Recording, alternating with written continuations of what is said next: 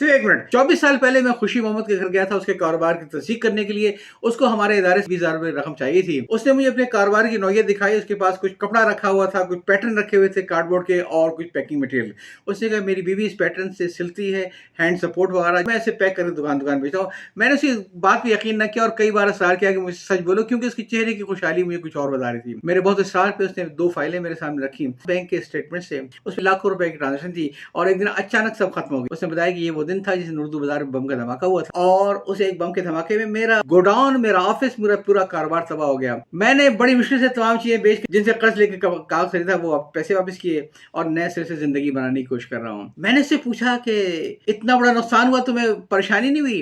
उसने कहा नुकसान कैसा फारूकी साहब, जिस जगह मैं खड़ा था चंद मिनट पहले वहाँ 3 फीट गहरा खड्डा था और मेरा एक नाखून तक नहीं हुआ। और मैंने कहा माली नुकसान? कहने लगा अल्लाह ने दिया था ना, फिर दे देगा, फिर कमा लेंगे। अल्लाह का लाख लाख शुक्र है मेरा नुकसान कोई ना